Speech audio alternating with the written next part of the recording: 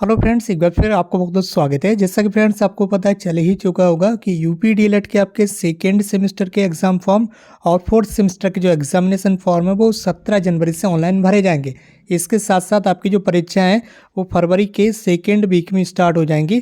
इसके लिए पूरा जो नोटिफिकेशन है वो परीक्षा नियामक प्राधिकारी कार्यालय की ओर से जारी कर दिया गया। तो अब आपकी परीक्षाओं में बहुत ही कम समय बचा हुआ है। ऐसे में हम यहाँ पर प्रीवियस ईयर क्वेश्चंस की जो सीरीज़ है वो यहाँ पर स्टार्ट कर रहे हैं और इसमें सबसे पहले हम 2016 से जो प्रीवियस ईयर के क्वेश्चन पेपर हैं, ठीक है, उनको सॉल्व करेंगे, जिसमें सभी ऑब्जेक्टिव क्वेश्चंस को हमने यहाँ पर शामिल किया है। ठीक है, तो सबसे पहले जो फर्स्ट पेपर होता है आपका सेकेंड सेमेस्टर में होता है आपका वर्तमान भारतीय समाज और प्रारंभिक शिक्षा का। इसमें ये टोटल जो आपका क्वेश्चन पेपर होता है वो 50 अंकों का रहता है, जिसमें 15 आपके ऑब्जेक्टिव क्वेश्चन रहते हैं। तो सबसे पहले हम यहाँ पर ऑब्जेक्टिव क्वेश्चंस को ही सॉल्व करेंगे, ठीक है, और सभी पेपरों के ऑब्जेक्टिव क्वेश्चंस को लगातार डे बाई डे आपको सॉल्व कराते रहेंगे। तो आप लोग चैनल को सब्सक्राइब करके हमसे जुड़ जाइए। बाकी अगर अभी तक चैनल को सब्सक्राइब नहीं किया तो कर लीजिए और इस वीडियो को शेयर भी कर दीजिए अपने फ्रेंड्स के साथ, ताकि और भी भाई बहन यहाँ पर हमारे साथ जुड़ सकें। और पहला सब्जेक्ट इसमें आपको बताइए वर्तमान भारतीय समाज और प्रारंभिक शिक्षा का रहता है और इसमें सबसे पहले 15 ऑब्जेक्टिव क्वेश्चंस आपके लिए रहते हैं। ठीक है, तो इन ऑब्जेक्टिव क्वेश्चंस को आज की इस वीडियो में हम यहाँ पर सॉल्व करेंगे और डे बाई डे अलग अलग सब्जेक्ट के जो क्वेश्चंस हैं वो आपको लगातार मिलते रहेंगे। तो आप हमारे साथ इसी तरह से बने रहेगा। इसमें सबसे पहला क्वेश्चन है इस सब्जेक्ट का, दिवा सोपन पुस्तक के लेखक कौन है। ठीक है, यहाँ पर एक पुस्तक यानी कि किताब का नाम लिखा हुआ है दिवा सोपन। ये जो किताब है ये बार बार कॉम्पिटिटिव एग्जाम्स में भी काफ़ी ज़्यादा पूछी जाती है, तो एक इंपॉर्टेंट क्वेश्चन है, इसलिए आप इसे हमेशा याद रखें। और ज़्यादातर स्टूडेंट्स के इस बारे में पता ही होगा कि इस पुस्तक के जो लेखक हैं वो गिजुभाई बधेकर। ठीक है, इनका फुल नेम क्या है, गिजुभाई बधेकर। ठीक है, इनका फुल नेम है। तो इस क्वेश्चन का जो राइट आंसर हो जाएगा ऑप्शन ए। ठीक है, दिवा सोपन पुस्तक के लेखक कौन है, गिजुभाई बधेकर है। ठीक है, इसके बाद आपका अगला क्वेश्चन है। अगला क्वेश्चन में आपसे पूछा जा रहा है कि निम्नलिखित में से कौन सी अनौपचारिक शिक्षा की विशेषता यानी कि इनफॉर्मल एजुकेशन की विशेषता क्या है। ठीक है, पहला ऑप्शन यहाँ पर स्थान निश्चित नहीं होता है। इसके अलावा यहाँ पर दूसरा समय निश्चित नहीं होता है, या फिर स्वतंत्रता होती है। ठीक है, या उपयुक्त सभी। तो यहाँ पर इनफॉर्मल एजुकेशन जो अनौपचारिक शिक्षा होती है ये सारी की सारी विशेषताएं अनौपचारिक शिक्षा की ही हैं। ठीक है, तो इस सवाल का आपका राइट आंसर हो जाएगा उपयुक्त सभी। ठीक है, यानी कि इनफॉर्मल एजुकेशन में क्या होता है, कोई स्थान निश्चित नहीं होता है, आप किसी भी स्थान से एजुकेशन ग्रहण कर सकते हैं। इसके लिए कोई समय निश्चित नहीं होता, आप किसी भी समय एजुकेशन ग्रहण कर सकते हैं। ठीक है, इसी तरह से इसमें स्वतंत्रता रहती है। तो ये जो सारी विशेषताएं हैं वो इनफॉर्मल एजुकेशन यानी कि अनौपचारिक शिक्षा की हैं। तो इस सवाल का राइट आंसर हो जाएगा आपका उपयुक्त सभी। ठीक है, अगला सवाल प्रश्न संख्या 3 आपसे पूछा जा रहा है कि संविधान में किस भाषा को राजभाषा का दर्जा दिया गया। हमारी राजभाषा कौन सी है संविधान में जो बताई गई है वो यहाँ पर आपको बताना है, हिंदी है, उर्दू है, अंग्रेजी है या फिर फारसी है। ठीक है, तो ये तो ज़्यादातर स्टूडेंट्स को पता ही रहता है, नॉर्मल क्वेश्चंस रहते हैं आपके सभी। देख लीजिए, इस सवाल का राइट आंसर हो जाएगा आपका हिंदी। हिंदी क्या है संविधान में इसे राजभाषा का जो दर्जा है वो दिया गया है। ठीक, तो ये आपको याद रखना, ये सारे इंपॉर्टेंट क्वेश्चंस हैं और इनमें से ज़्यादातर क्वेश्चंस आपको कॉम्पिटिटिव एग्जाम्स में भी देखने के लिए मिल जाते हैं। तो ऐसे में इन्हें आपको हमेशा याद रखना है।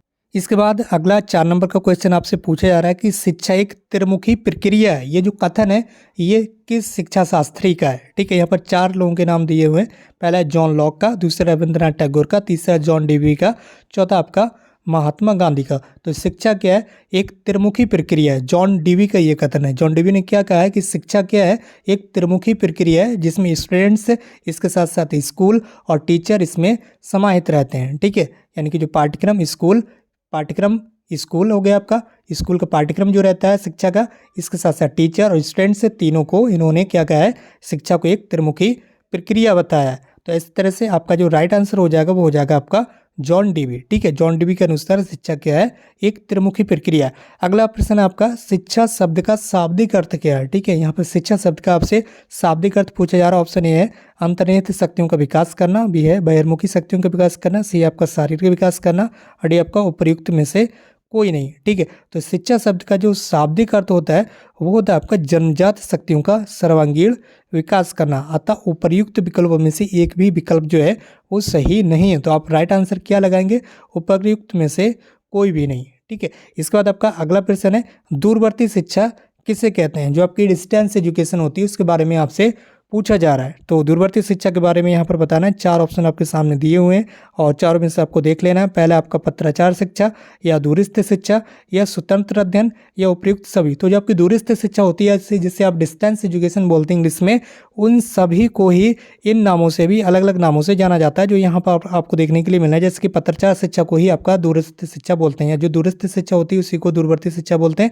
या जो स्वतंत्र अध्ययन होता है, ठीक है, उसी को हम दूरस्थ शिक्षा बोलते हैं, दूरवर्ती शिक्षा कहते हैं। तो ये सारे के सारे जो नेम लिखे हुए हैं ये सारे के सारे दूरवर्ती शिक्षा यानी कि डिस्टेंस एजुकेशन के ही नेम यहाँ पर लिखे हुए हैं। तो इस सवाल का आपका राइट आंसर हो जाएगा उपर्युक्त सभी, ठीक है। यानी कि दूरवर्ती शिक्षा को ही अलग अलग नामों से यहाँ पर जाना जाता है। पत्राचार शिक्षा के नाम से भी जाना जाता है, दूरस्थ शिक्षा के नाम से भी जाना जाता है, स्वतंत्र अध्ययन के भी नाम से भी जाना जाता है। तो यहाँ पर सभी, उपर्युक्त सभी, इस सवाल का राइट आंसर हो जाएगा उपर्युक्त सभी, ठीक है।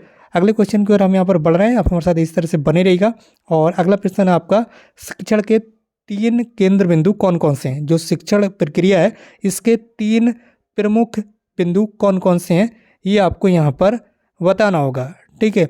तो यहाँ पर आपसे पूछा जा रहा है शिक्षण के 3 प्रमुख बिंदु। तो इस सवाल का आपका जो राइट आंसर हो जाएगा वो हो जाएगा आपका ऑप्शन ए, ठीक है। क्या हो जाएगा? ऑप्शन ए, जो कि जॉन डीवी ने बताया कि शिक्षण कैसी प्रक्रिया, एक त्रिमुखी प्रक्रिया है, वो इसी के आधार पर बताया। इसमें अध्यापक, बालक और पाठ्यक्रम तीनों निहित रहते हैं। कौन कौन सी चीज़ें इसमें होती हैं? अध्यापक भी होता है इसमें, बालक भी होता है और पाठ्यक्रम भी होता है, ठीक है। तो शिक्षण के 3 प्रमुख बिंदु कौन कौन से हैं? अध्यापक, बालक और पाठ्यक्रम। तो इस सवाल का राइट आंसर क्या हो जाएगा? Option A. इस सवाल का आपका राइट आंसर हो जाएगा ऑप्शन ए। एक बार इसे देख भी लेते हैं ऊपर की साइड में, तो यहाँ पर आप देख भी लीजिए, ऑप्शन ए इज यहाँ पर बिल्कुल करेक्ट है। देख सकते होंगे अध्यापक, बालक और पाठ्यक्रम शिक्षण के 3 केंद्र बिंदु हैं, ठीक है। इसके बाद आपका अगला सवाल प्रश्न संख्या 8, शिक्षण को रोचक और प्रभावशाली बना देती है। ऐसी क्या चीज़ है जो शिक्षण को रोचक बनाती है और प्रभावशाली बनाती है, इफेक्टिवशील बनाती है, ठीक है, इफेक्टिव बनाती है। वो होती है आपकी चित्रकला होती है, ऐसा हो सकती है, या फिर विज्ञान, या फिर शिक्षण में प्रयुक्त युक्तियाँ, ठीक है, या फिर लेखन की कला। तो ऐसी कौन सी चीज़ है जो शिक्षण को यहाँ पर रोचक बनाती है और प्रभावशाली बनाती है? तो इस सवाल का आपका राइट आंसर हो जाएगा ऑप्शन सी। शिक्षण में जो युक्तियाँ प्रयुक्त की जाती हैं वो शिक्षण को कैसा बना देती हैं? रोचक बना देती हैं और प्रभावशाली बना देती हैं। अगला सवाल आपका प्रश्न संख्या 9, शिक्षा एक प्रक्रिया है जिसके द्वारा बालक अपनी जन्मजात शक्तियों की अभिव्यक्ति करता है, ठीक है। ये यहाँ पर एक कथन दिया हुआ है। ये क्या है? ये यहाँ पर एक कथन दिया हुआ है और आपसे पूछा जा रहा है कि ये कथन किस शिक्षा शास्त्री का? शिक्षा एक प्रक्रिया है जिसके द्वारा बालक अपनी जन्मजात शक्तियों की अभिव्यक्ति करता है। तो इस सवाल का आपका जो राइट आंसर हो जाएगा वो हो जाएगा आपका ऑप्शन सी, ठीक है। क्या है? फ्रॉवेल। फ्रॉवेल ने क्या कहा है? शिक्षा एक प्रक्रिया है जिसके द्वारा बालक अपनी जन्मजात शक्तियों को अभिव्यक्ति करता है। शिक्षा क्या है? एक प्रक्रिया है जिसके द्वारा बालक अपनी जन्मजात शक्तियों की अभिव्यक्ति करता है। ये आपको ध्यान रखना है। तो इस सवाल का राइट आंसर हो जाएगा फ्रॉवेल, ठीक। अगला प्रश्न संख्या 10, मारिया मॉन्टेसरी भारत कब आई थी? ठीक है, मारिया मॉन्टेसरी भारत कब आई थी? तो इस सवाल का आपका राइट आंसर हो जाएगा ऑप्शन डी, 1939, 1939 में, ठीक है। अगला सवाल आपका प्रश्न संख्या 11, जनसंख्या शिक्षा में सबसे अधिक उत्तरदायित्व है, ठीक है। जनसंख्या शिक्षा जो है उसमें सबसे अधिक उत्तरदायित्व किसका है ये आपको यहाँ पर बताना है। तो सबसे अधिक जो उत्तरदायित्व रहेगा वो हो जाएगा आपका शिक्षकों का, ठीक है। किसका? शिक्षकों का। सबसे अधिक उत्तरदायित्व किसका रहता है जनसंख्या शिक्षा में? जनसंख्या के बारे में किस तरह से बताना, इसमें सबसे अधिक जो उत्तरदायित्व रहता है वो रहता है हम शिक्षकों का, ठीक। इसके बाद आपका अगला सवाल है प्रश्न संख्या 12, इसमें आपको बताना है शिक्षा के अधिकार के क्रियान्वयन की प्रमुख चुनौती क्या है, ठीक है।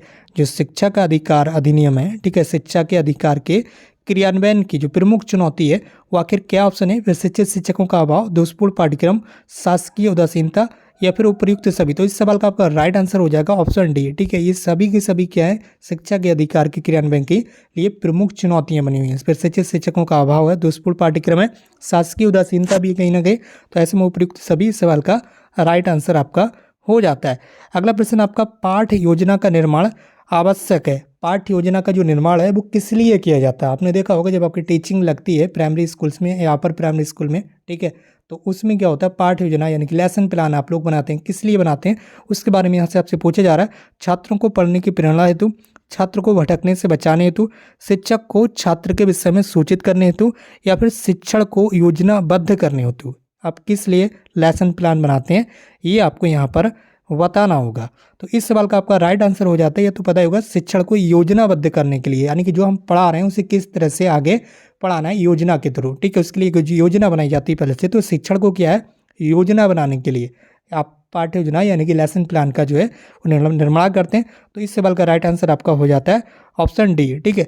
बढ़ रहे हैं अपने अगले सवाल की ओर, और इस सीरीज का अपना अगला सवाल स्क्रीन पर आ चुका है। प्रश्न संख्या 14 यहाँ पर आप देख सकते होंगे, परिवार के द्वारा बालकों को प्राप्त होती है, क्या प्राप्त होती है, जीवन व्यवहार की शिक्षा।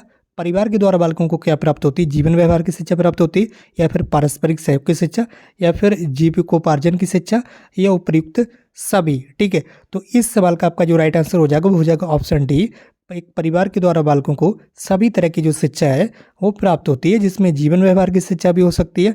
इसके अलावा आपके पारस्परिक सहयोग की शिक्षा, किस तरह से एक दूसरे का सहयोग किया जाना चाहिए, जीविकोपार्जन की शिक्षा, किस तरह से जीविकोपार्जन करना है, ठीक है, हमें अपने लिए। तो ये सारी की सारी जो शिक्षा है वो परिवार के द्वारा बालक को प्राप्त हो सकती हैं, ठीक है। इस सवाल का राइट आंसर हो जाएगा आपका ऑप्शन डी।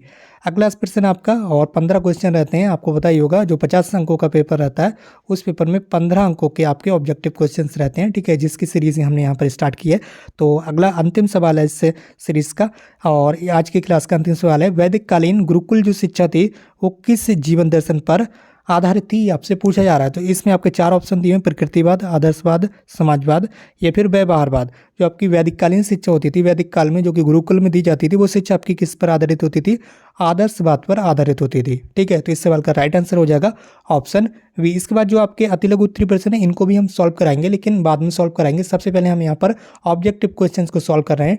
डेली आपको लगातार क्लासेस मिलती रहेंगी, तो चैनल पर लगातार विजिट करते रहें और लगातार बने रहें चैनल पर। डेली आपको सब्जेक्ट वाइज जो क्लासेस हैं वो लगातार मिलती रहेंगी। जैसे आपकी ऑब्जेक्टिव क्लास की सीरीज समाप्त होगी उसके बाद आपकी अति लघु उत्तरीय प्रश्नों की जो सीरीज है वो स्टार्ट हो जाएगी। तो आप बिल्कुल भी टेंशन ना लें, परीक्षाओं तक आपके सारे और प्रीवियस जो क्वेश्चन पेपर हैं वो सॉल्व करा दिए जाएंगे। पता ही होगा आपको, प्रीवियस क्वेश्चन पेपर से ही आपको 50 से 60% का जो क्वेश्चन है वो देखने के लिए मिल जाते हैं। तो इस सीरीज़ को आप जरूर अटेंड करें, पूरा अटेंड करें। बाकी चैनल को सब्सक्राइब करके हमसे जुड़ जाएं। आज की इस वीडियो में बस इतना ही, मिलते हुए एक नई वीडियो में एक नई क्लास के साथ। Thank you so much for watching.